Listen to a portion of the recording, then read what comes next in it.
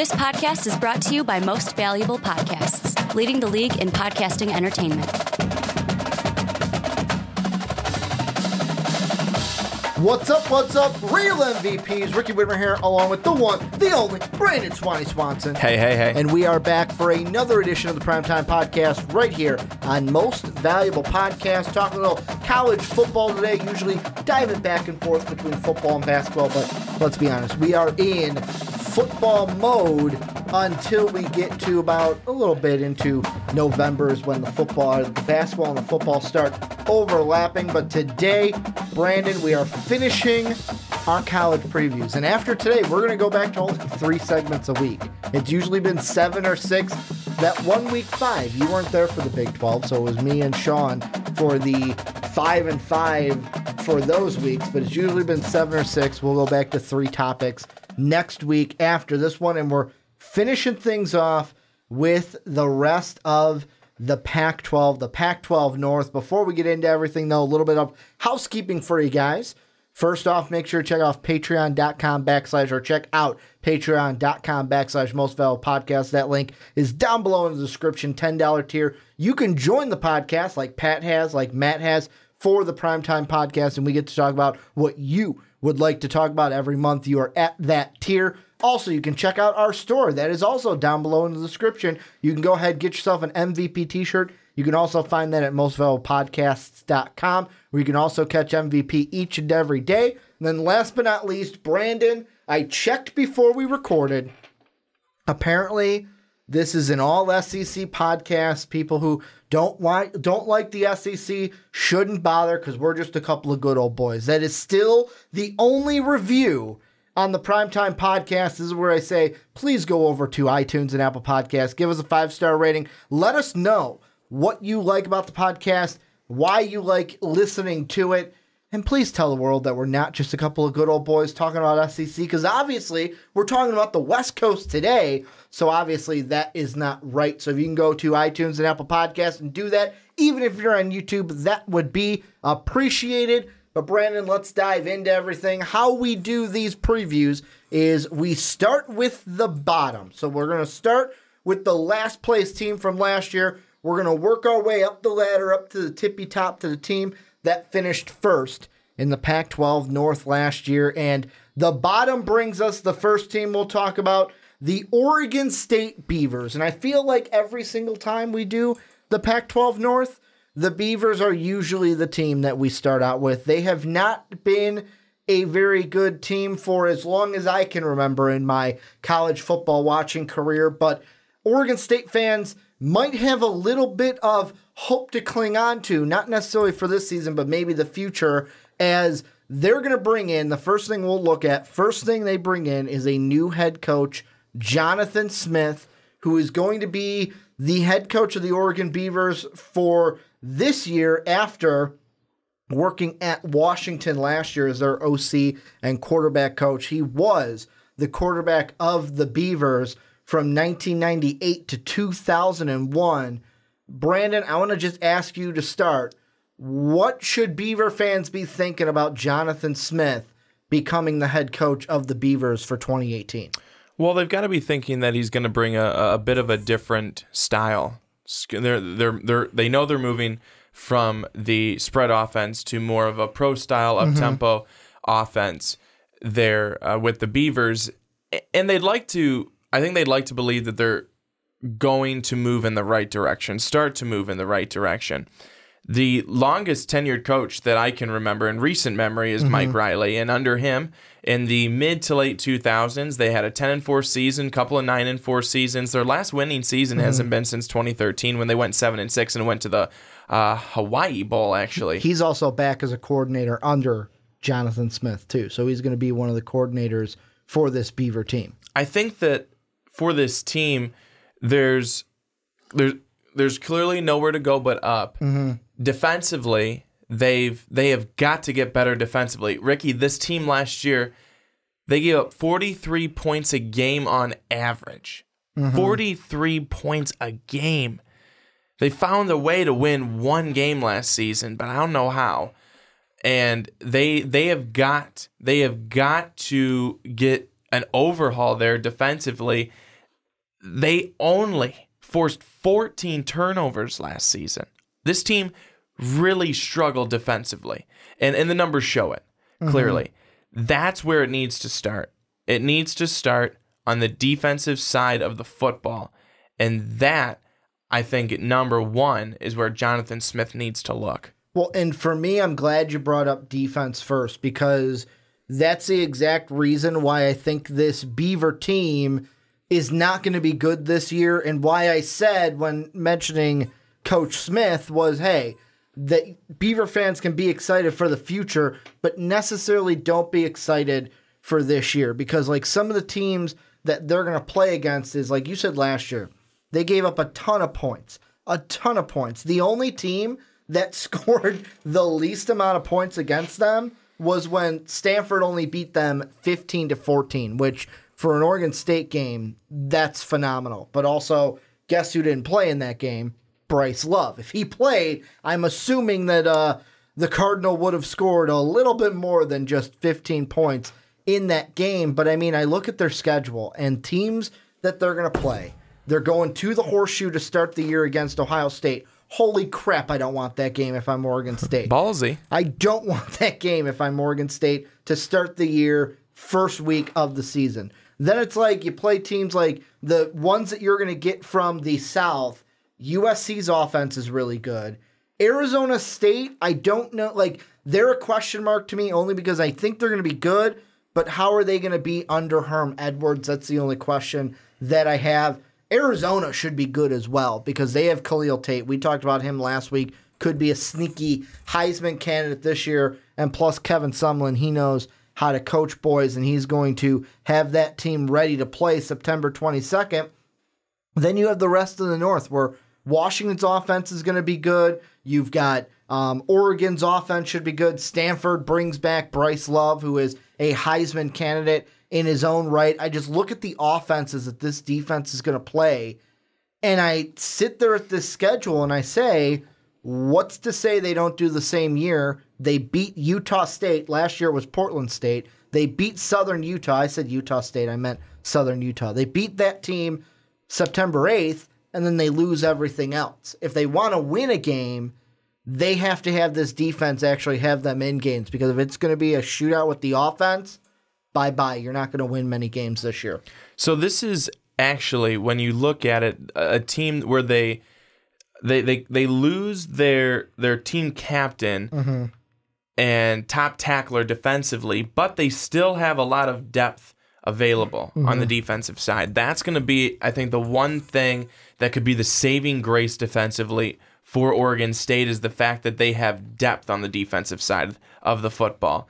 But you still look at the defensive line for them. You still look at how they're going to be very thin there. Any injury could really cost them at that spot.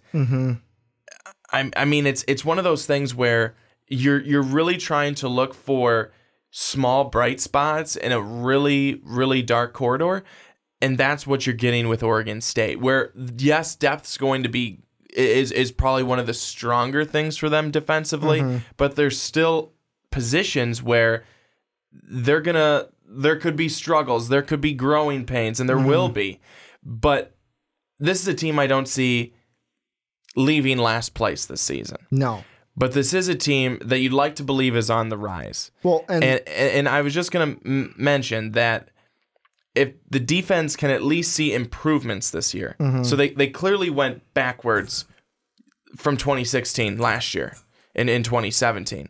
But if they can make some strides to be better, be into the 30s in points allowed per game, it's a win. That's a win. Now, it may not transition to wins on the field, but for self-esteem, and I know people will say it's not about self-esteem, it's about winning in the win column, getting the numbers in the win column, but that's just not what this team is going to be built to do this season. This team is going to go through growing pains offensively and defensively. Even with some improvements, you would like to hope, but you'd like to believe that with the coaching staff and what they're going to try and do, they're going to start moving in the right direction. Well, and the position I look at for that is the quarterback, where you got a guy in Jake Luton who started out his collegiate career with the Idaho Vandals. He was there in 2015, decided to transfer after that season, sat out I believe he went to junior college after that. Went to junior college, then he came into an Oregon team that last year he was going to be the starting quarterback as a junior. He gets an injury in the fourth game. He is now coming back as the senior quarterback, and he's the guy I look at to kind of make sure, because yes, it's important that the defense holds opponents under the amount of points that they gave up last year, but the offense has to put more points up on the board. And it's like I look at those first 4 games that the Oregon State Beavers had last year, and it's like the first 2 games under Lutton, you had some good points per game. The other team just scored more. But then it's like the second 2, and I get that fourth game, he was technically injured in that game, and that's where the injury happened. But you can't be scoring under 20 points in games, or maybe just over 20 points, and expect to beat some of the teams that you're going to be going up against this season. He's got to play well so that this team is not ranked last in the conference in passing this year. No, you're right, and you would think that they would improve there too, because they do have pieces around them. Mm-hmm. They've got a running back in Artavis Pierce that's a guy that's kind of a dual threat, and a guy who can run the football and who can catch the ball out of the backfield and is actually an effective pass catcher out of the backfield as well. And his usage was down last season, which makes sense because they were down all the time. They're not going to be running the football. But then you look to the receiver side of things. You got Isaiah Hodgins, and then you've got Noah Togai, I believe is how you say it. I could be wrong. But there's a wide receiver and a tight end who should get a lot of looks this season and should really help out their quarterback. I'm not saying, again, that they're going to be leading them to the promised land of 4 wins, 5 wins, or even 2 or 3 wins. But there's reason to have hope on this side of the football. Yeah, and I mean, the thing that I'm reading here is, and this is a great quote, is the Beavers aren't trying to snap a streak of 28 consecutive losing seasons like in 1999. But the gap between them and the rest of the Pac-12 felt as wide as ever last year. And for this year, I think the biggest thing for the Beavers has to be just closing that gap slightly, making improvements with Coach Smith, letting him implement his offensive system, have them go more pro style this year, and also kind of implement his culture that he wants for this football team. And Oregon State, for me, if I'm an Oregon State fan, how I am then thinking about this season is, all right, the only game on this schedule that has to be a win, no questions asked, is September 8th against Southern Utah. The rest of these games, the only thing I'm looking at is towards the end of the season. I'm looking at maybe like a Cal, maybe like a Colorado, hell, even a ASU that they're playing on the road. Can one of those games be a trap game where you shock the other team and you get an upset victory? That's going to be your season this year, getting those small victories. And if you only win 1 game again this year, I know it sucks. I haven't been in the 1-win category, but I mean, I've been in the losing season category as an Illini fan, and I feel like that's where your mind has to be, is win that Southern Utah game. You're going to watch your team. You're going to root for them in every game, but you got to find the small victories this year and watch this team get better. And then next year, we're talking about what improvements and can they improve their record in in year 2 of Jonathan Smith. The only game that I could see them possibly like upsetting would be that Cal game. That's the only one where I could see any possibility, maybe, because Cal really struggled last year as well, and I don't look for them to be overpowering this season. And I mean, so that one wasn't too bad. 37-23 last year. I know it's not the best, but I mean, it was a close game last year with Cal was leading about end of the third only by 23-20, before they pulled away from the Beavers. So I look at this schedule, and it's certainly not pretty to Oregon State. They're most likely going to lose their last 4 games for sure. In their first game, they're playing this season right now. They have 5 games against ranked opponents within the top 25, and 4 of them are within the top 20.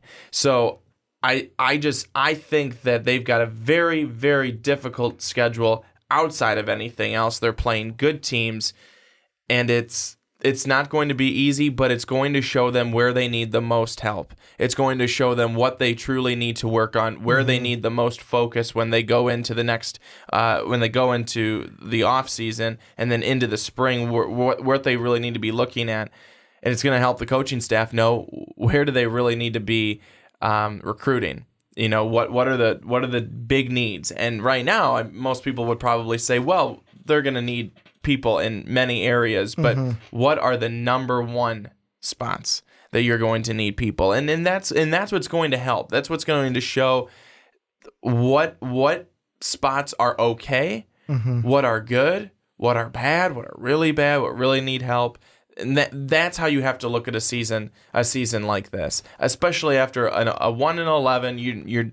You'd like to be able to make a jump, but a jump might be from 1 win to 2 wins at this point. Yeah, and I mean, for me, you're only getting that second win, like I said, if you take one of these Pac-12 teams, catch them on an off week, kind of like you almost did Stanford last year, where, like I mentioned, Bryce Love did not play in that game. That was your opportunity to sneak a quick one in there, and you couldn't do it. The one position that I think, because of what they have, we already mentioned it with Jake Luton, is basically the quarterback. That's what I would be. If I was Jonathan Smith, that is what I am looking at. Because right now, their quarterback room is Jake, who's the senior.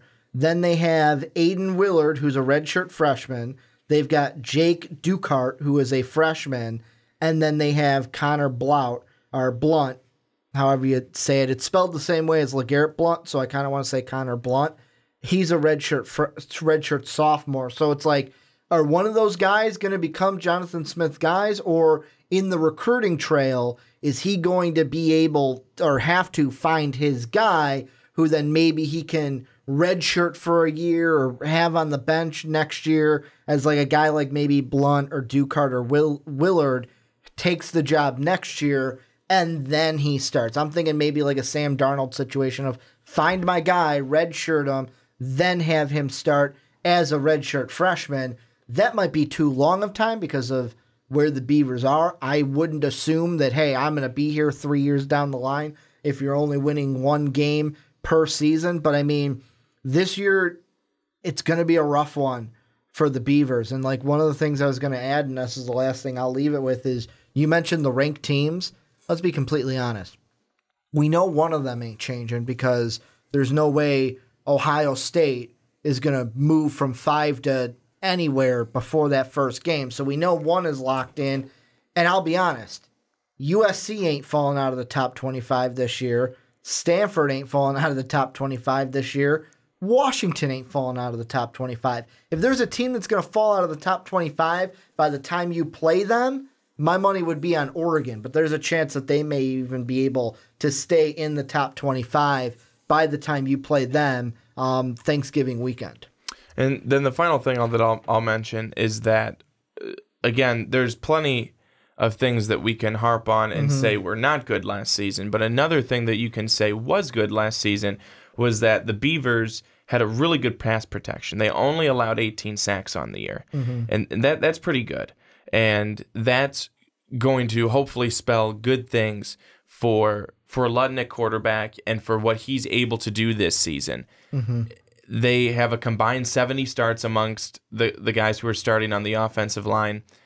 That's so important. How many times have we talked about it's really important to be able to protect your quarterback, give him time so that he doesn't have to rush his throws, that he's got a clean pocket. All those things are very, very important. So if they're able to come back and do that again this year, I mean, that would be absolutely outstanding. And again, it'd be one of those bright spots for a team that most likely isn't going to have their best season. And the way I kind of look at it is, and I know that these situations were different and this is not going to happen the same way, but I kind of look at this team in a similar light to what I was looking at the Illini, Tim Beckman from first year to second year, where that first year we were 2-10, winless. I was almost going to say lossless, winless in the Big Ten. And then the next year we jumped to 4-8 overall. We only won one game, 1-7 in the Big Ten. It's not going to be like that for Oregon, but the thing that was most important in that second season when I watched games is, yeah, we won a few more, but it was looking for those victories of like, okay, what is getting better? Because especially for the fan base at that time, our big goal was making a bowl game, becoming bowl eligible, getting to 6 wins. So basically, for Oregon State fans, I would say your goal this year is look for those small victories. Look where this team could get better so that next year we could be talking about a team like, okay, what is going to make this team a 4-win team next year, instead of saying what we said this year, where it was basically you might be a 1-win team like you were in 2017. But this is where you guys come in. Let us know what you think down below in that comment section. What are you excited for Oregon State football? What are you not excited for? What do you think about the schedule, the offense, the defense? Let us know what you think down below in that comment section.